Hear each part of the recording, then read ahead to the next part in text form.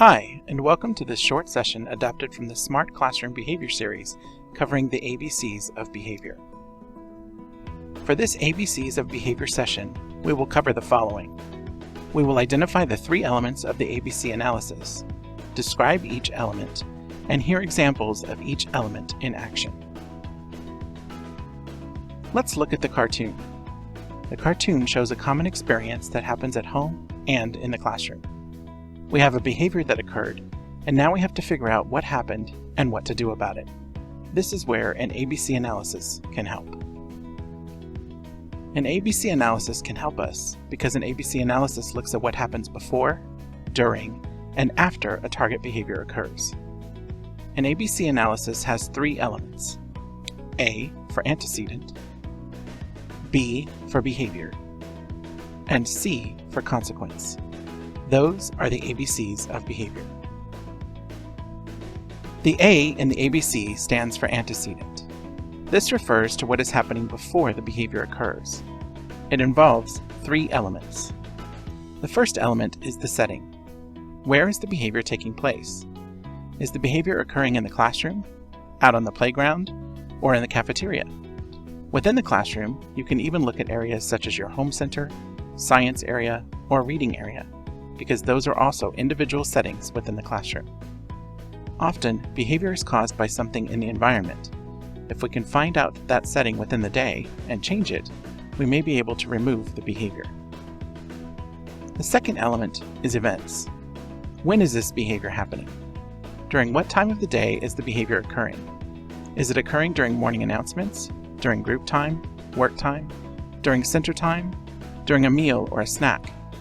Sometimes we can figure out why a behavior is occurring if we can see what's going on at the same time as the behavior, and if we can change one of those elements, sometimes the behavior goes away on its own as well. The last element is interactions. Who is the child interacting with at the time the behavior occurs? Is it with another child? Is it with the teacher? Or is the child on their own? Often, certain behaviors occur with other individuals. If we can figure that out, we can either change the dynamic of that interaction or prohibit that interaction from happening altogether. The B in ABC stands for behavior. The behavior component involves describing the behavior as it's happening now. There are three things you need to do when observing behavior. The first thing you need to do is to be specific. Specific means you focus only on the target behavior. For example, if the target behavior you want to address is hitting, then looking at running in the classroom or name-calling is going to take your focus away. The second thing you need to do is to be detailed. When the behavior occurs, record everything that is said or done. For example, instead of saying the child called the teacher a name, you would say, the child stood next to the teacher and said, "You're a dummy," in a loud voice. The third thing you need to do is to be objective.